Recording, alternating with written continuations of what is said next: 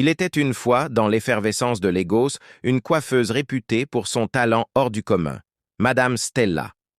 Sa boutique, Stella's Touch, nichée dans une ruelle animée d'Igja, était devenue un sanctuaire pour les femmes désespérées de redonner vie à leurs vieilles perruques.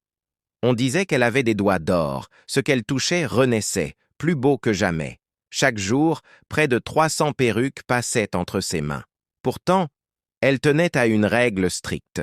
Une cliente, une perruque. Même les offres doublées ou triplées n'ébranlaient pas sa fermeté. Mais derrière son sourire, peu savaient que Madame Stella ne se contentait pas de coiffer. Son art cachait un rituel mystique, ancestral et dangereux.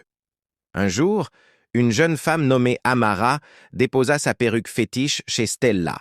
3 jours plus tard, elle la récupéra dans un sac noir avec une consigne claire: « N'ouvre le sac qu'une fois chez toi. » Amara obéit. Lorsqu'elle souleva la perruque, un frisson la parcourut. Puis, un appel bouleversa sa vie.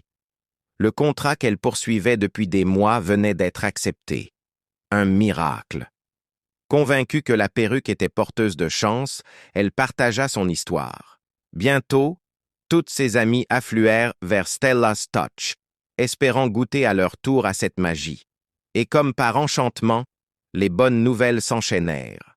Promotion, mariage, richesse. Les rumeurs couraient. Stella avait un don. Mais tout miracle a un prix. Chaque nuit, après la fermeture, Madame Stella se retirait dans une salle secrète. Là, dans l'ombre, elle plongeait les perruques dans des bassins d'eau rouge incandescente, récitant des incantations dans une langue oubliée. Les esprits de l'eau, attirés par ces chants, s'attachaient aux perruques, leur conférant fortune éphémère, avant de réclamer leur dû. Amara, désormais fiancée à un milliardaire, crut avoir atteint le sommet, jusqu'au jour où un mendiant refusa son argent, affirmant d'une voix grave: « Tu portes les marques des esprits venus des profondeurs. » Dès lors, tout s'effondra. Cauchemar de noyade, perte d'emploi, saisie judiciaire, ruine financière. Puis, la mort subite de sa mère et de son frère. Amara, brisée, se rappela les mots du mendiant, les nuits d'angoisse et ce rituel étrange. Tout semblait mener à Stella's Touch. Un soir, déterminée à comprendre, elle retourna à la boutique, s'infiltra discrètement et vit l'horreur, des perruques flottant dans des bassins de sang, pulsant au rythme de chants maudits. Stella, au centre, invoquait les esprits. La vérité éclata. Chaque perruque était un pacte, chaque bénédiction une malédiction déguisée. Mais le mal continuait de se répandre. Un jour, une étudiante, Nkoli, accompagnée de son amie Deola, vint chercher sa perruque. Malgré les mises en garde, elle ouvrit le sac devant la boutique. En un instant, son corps se transforma en un poisson grotesque, provoquant la panique générale. Stella, impassible, déclara: « Ce n'est pas ma cliente. » La foule, confuse, crut à un coup monté.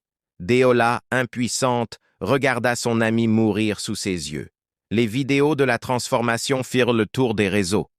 Certains criaient à la sorcellerie, d'autres voyaient une machination. Pourtant, malgré les preuves, nombreux étaient ceux qui refusaient de croire.